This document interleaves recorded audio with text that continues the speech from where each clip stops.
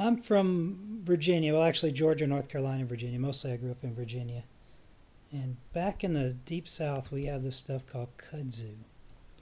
And kudzu was an invasive that was brought in from Japan, where it's called kuzu, in 100 years ago. And it was used originally for road cuts. You know, you cut a road through a big hill, you'd plant this kudzu to keep the red clay from all washing down into the road and form a vegetation on the bank. It'll grow a foot a day. It'll grow several feet a day.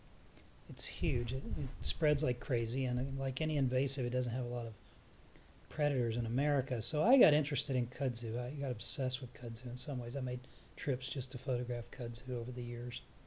And the early pictures, like that one of the steps, that was probably made in the early 90s. Most of this was shot in the last 6 or 8 years when I made a number of trips down there. But these are all over the South. This is in Virginia. First one here was in Clayton, Georgia. In Virginia, this was, I think, in Mississippi or Alabama. Also in Alabama. Also in Alabama. This was in Mississippi near Oxford. It's in Virginia. Cherokee, North Carolina. So it covers the South crazily. If you've ever been through that area in the summer, you've probably seen it.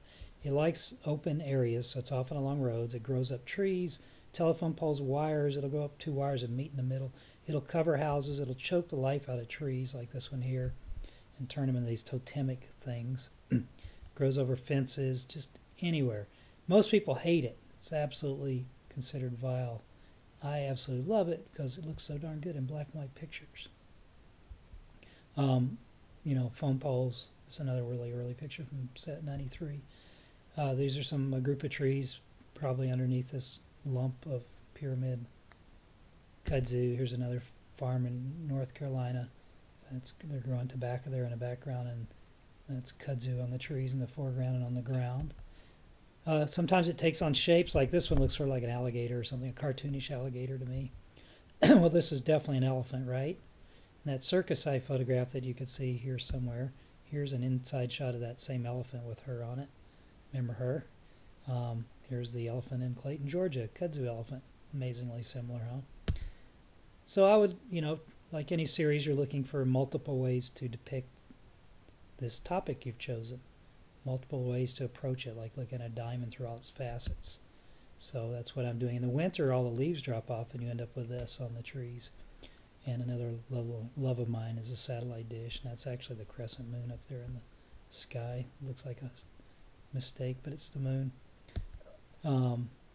You know, and here's a way to depict it where it's more gossamer and light. And this is a truck underneath the kudzu. You can tell I roamed around a lot looking just for kudzu. Probably one of the few people ever to do that. This is the vine on a building in the winter. Here's where somebody's shucked some corn beside a porch that's covered with kudzu. And again, more trees and more trees. Oxford, Mississippi, Clayton, Georgia. Inside kudzu looking out toward the light, so it kind of lit up the leaves, and that's the vine again. Here's one I like a lot, of a logging truck going by near where I lived when I was a little kid. This is in North Carolina. And on an old road that we used to get stuck behind those logging trucks. But that whole hillside is covered with kudzu. Truck burying its head in kudzu. A boat floating on a kudzu sea. And here's that same satellite dish from earlier. So that's my kudzu series. It's an obsessive thing I'm trying to do a 12-step program on right now. Thanks for looking.